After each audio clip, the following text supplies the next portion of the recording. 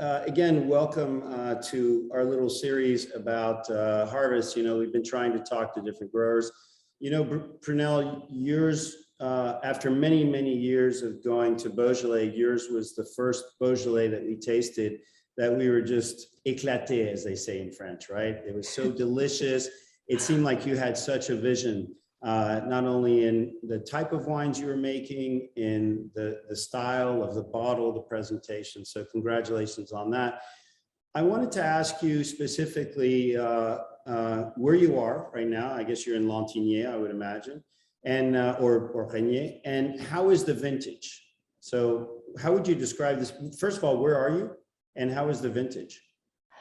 Alors, je suis à Lantigné, sur les hauteurs de Lantigné, c'est à un peu plus de 400 mètres d'altitude.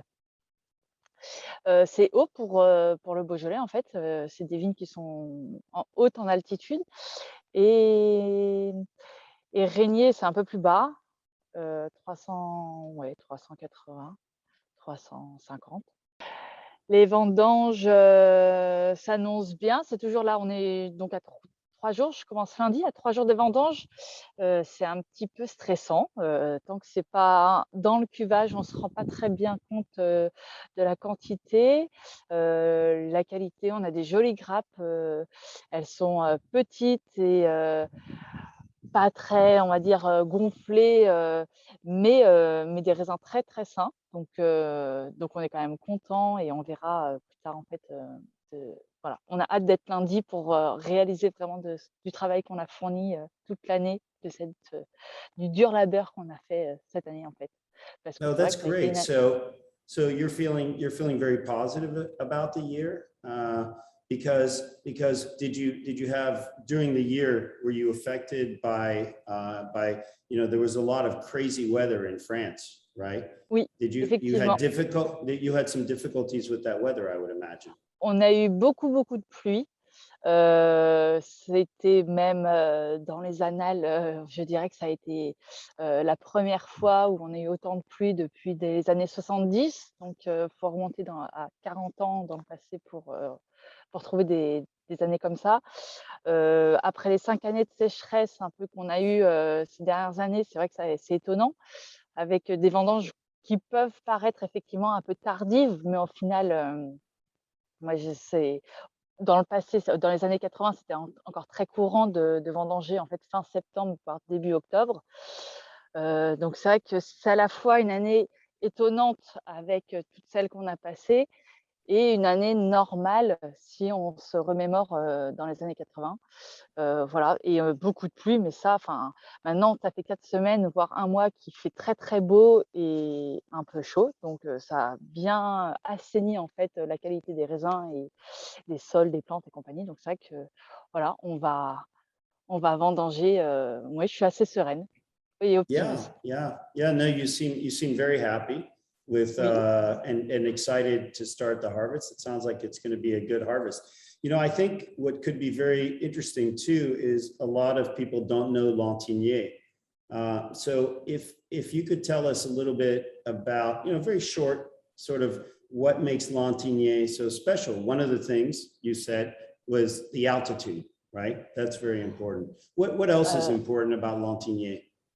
Lantigné, alors il y a un petit collectif qui s'est créé il y a quelques années, je dirais il y a 5 ans, de jeunes vignerons, pour promouvoir, en fait, les terroirs de Lantigné, donc dont je fais partie. On est une petite vingtaine et l'idée, c'est de promouvoir donc Lantigné et la culture, et de promouvoir une culture agroécologique et environnementale et durable. Voilà, donc on est en train de créer un cahier des charges en avec une structure comment dire? De certification biologique, pour essayer de faire une micro-appellation ou un micro, territoire, en tout cas bio dans le Beaujolais. Lantigné, il faut savoir que c'est quand même un village qui fait partie des meilleurs terroirs du Beaujolais village. Voilà. Ça a toujours été reconnu pour ces terroirs dans les Beaujolais villages, donc sur le nombre d'hectares et qui est assez important. et autour de 10 000 hectares. Voilà. Donc, dans Beaujolais Village, mais Lantigné, ça représente, nous, notre collectif, là, ça représente 80 hectares. So Donc, why, so if you say, if you're saying it's a very important, area within the Beaujolais Village, I guess my question is, why has it never been classified as a cru, right? pourquoi Lantigné n'a jamais été classé en cru? Right, right. C'est pas la première fois que des vignerons lantiniers essayent de classer en fait Lantigné en cru. Les crus, c'est compliqué de classer. Ça se fait sur vraiment du long terme pour classer des terroirs en cru. Je ne sais pas si on va y arriver en fait, parce que ça ferait quelque part un autre cru en plus et ça peut complexifier les vins et les terroirs qui sont déjà un peu complexes à comprendre. Et il y a eu le cru Régnier, qui est le dernier cru dans le Beaujolais qui a été créé, donc en 88. Les crus, après, il faut les entretenir. C'est pas seulement un terroir. Enfin, il faut que ça perdure et il faut que ça vive mal. Nous, on est une génération on peut créer un cru, mais après, les générations futures, il faut qu'elles aussi croient dans ce projet et il faut qu'elles le prennent en main. Donc, c'est pas que la création d'un cru, c'est pas qu'un papier, faut le faire vivre, il faut le transmettre, il faut le faire perdurer. Et voilà, il faut que ce soit pérenne. Et ça, c'est pas si simple. Et c'est pour ça que je pense que Lantigné n'est pas passé en cru. Moi, je ne sais pas si je suis pour. En tout cas, ce qui m'intéresse, c'est vraiment la notion environnementale qui m'intéresse dans le collectif Lantigné. Right. Yeah, I think that's what you've talked about is your farming and your friends and the type of farming they're doing. Everybody is very environmentally aware, farming organically with the respect to to basically maintaining this idea for Lantigné. Listen, I don't want to take a bunch of your time. I know you're very busy getting ready for harvest.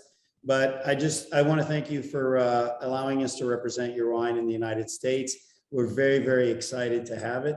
And I'm very excited for you to start your vintage and to hear more about it. So have a great weekend and good luck next week. Okay. Thank you, Andre. Thank you. Bye-bye. Bye-bye.